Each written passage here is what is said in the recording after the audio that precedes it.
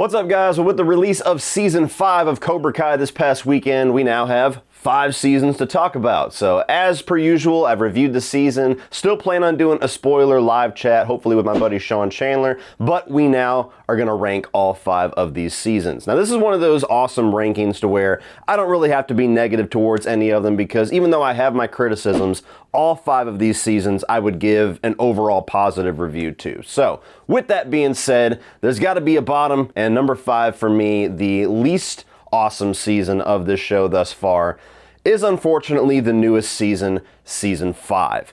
Now, where this season really picks up in the back half, and I like how scaled up the threat is. I love seeing Terry Silver as the main villain the entire season and what Thomas Ian Griffith brings to that role. I think the finale of this season was one of the more entertaining and exciting episodes of the show thus far, and there are some things about the character developments and some things about some of the storylines we go through that feels like they're finally coming to somewhat of a resolution, some which have been kind of dragged out and teased for numerous seasons. But with that being said, I also found this season to be the messiest, the most unfocused, and the most redundant of the 5 seasons thus far. There's a lot of storylines going on that just feels like we're spinning our wheels, going over the same exact things, the same exact character arcs, the same exact character growths, even some of the relationship turmoils. It's the same things we've been seeing since season 1. And the first 4 to 5 episodes of this season really got bogged down in a lot of that.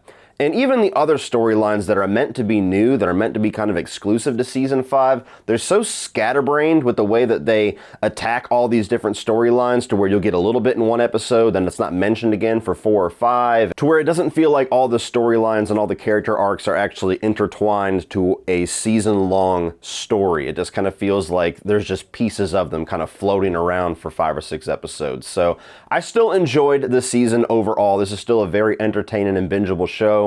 And a lot of the positives of this season do outweigh the negatives, but this is the only season that I watched and was frustrated through most of the run. Now, before we continue on with this ranking, Miyagi-Do was not the only awesome thing birthed out of Japan, so let's talk about the sponsor of today's video, Kamikoto Knives. Kamikoto knives are crafted with Japanese steel using traditional techniques perfected by generations of knife smiths. And they are a brand of Japanese steel knives that are used by Michelin star chefs all over the world. The single beveled edge is incredibly sharp and makes easy work out of any meat you find yourself up against. I made this carne asada for taco night, and the Kamikoto knife made the slicing and chopping of the steak a breeze. I barely had to put any force onto the knife for it to glide right through the steak. Look how thin that slice is.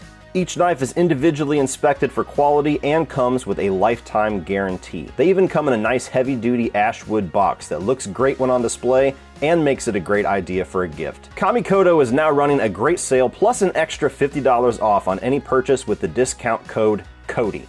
So go to kamikoto.com/Cody to get your knife set and help support this channel. And thank you, Kamikoto Knives, for sponsoring today's video. Coming in at number 4 for me is going to be Season 3. Now, Season 3 for a while was my least favorite season of this show, but where Season 5 just kind of felt like the needle didn't move a whole lot because there was so much meandering and so much messy storytelling, Season 3, while having certainly lower points than Season 5, like the Vietnam era stuff that's just the production value of the show does not justify that type of storyline and the things that they do with it.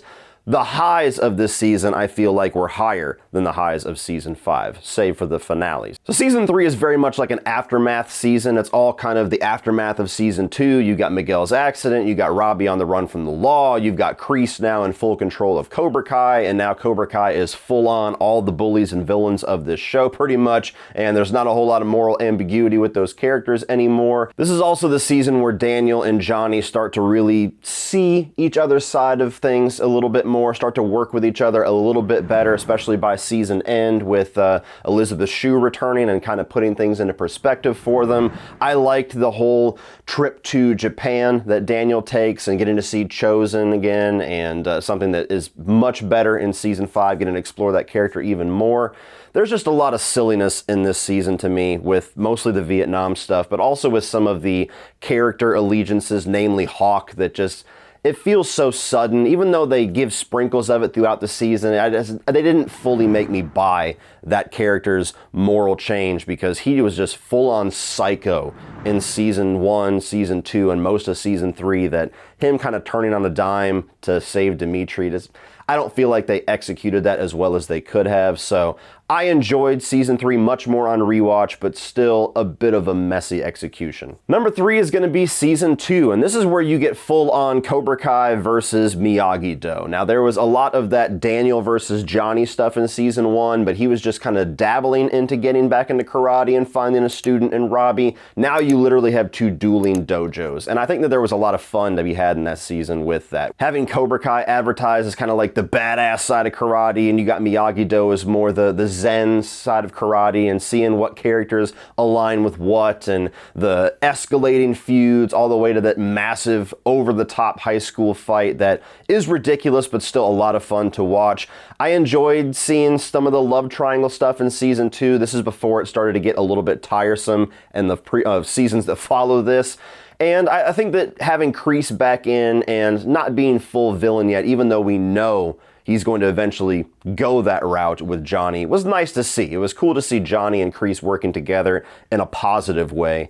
So there's a lot of things about season 2 that are silly and over the top, like most of the seasons of this show, but I still had fun with the direction that they were deciding to take the show in its sophomore season. Coming in at number 2 for me is going to be the first season of this show. Damn near a perfect season of television, if I must say, to where my number 1 had huge shoes to fill to be my number 1. But the introduction of this show, the introduction of Johnny as kind of the protagonist of the show and seeing the different side of him, also seeing a different side of Daniel, was just so brilliant. You know, it kind of was birthed out of that whole online discussion that was started about, is Daniel really the bully of the original Karate Kid? And they kind of formed a show around that what if question, and I was so skeptical. I thought this was going to be an absolute pile of trash, and as soon as I watched it, I was just blown away at how entertaining this show was and how much it really respects the legacy of the movies, and the show continues to do that.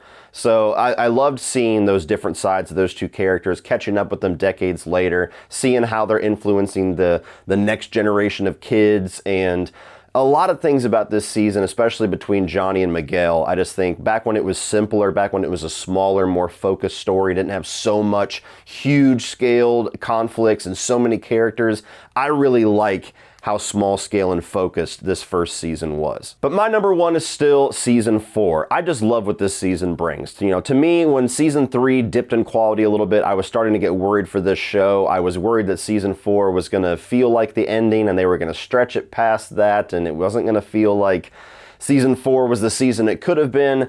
But when I watched this, I was just blown away at how much of a presence that Thomas Ian Griffith brings as Terry Silver, and I've loved that character, and I've loved Karate Kid 3 my entire life, despite how much hate it gets. And so seeing that storyline finally come into this show, and seeing the whole like All Valley tournament in like its peak epicness in this season, and a lot of the ways that they did character allegiances and characters like moral questions and them starting to question whether or not they're on the right side or not, was so much better done in this season than it was in previous seasons, especially season 3. I love the whole devil on the shoulder aspect we get with Terry Silver, to where he's actually a good guy. He's actually learned and kind of changed himself at the beginning of the season. That was very surprising the way that they did that, but slowly gets sucked back into this world and just becomes full-on evil Silver by the end of it. Even the way that the father relationship between Kreese and Johnny is explored a little bit throughout this season, where they have such a complicated relationship. Even the little things like that, I think, are done so well in season 4. So where I love and appreciate season 1 for its simplicity and its focus, I think that as far as the larger scale seasons, season 4 takes the cake as far as being able to balance all those characters and storylines and make it just an exciting as hell 10 episodes of television. Well, that's it for this one, guys. Be sure to check out Kamikoto Knives in the video description. If you like this video, please click over here for the rest of my Cobra Kai reviews, as well as my Karate Kid movies ranking. Please like and share this video and hit that subscribe button so you don't miss anything in the future. And as always, remember, opinions are like assholes, but that doesn't mean that you have to be.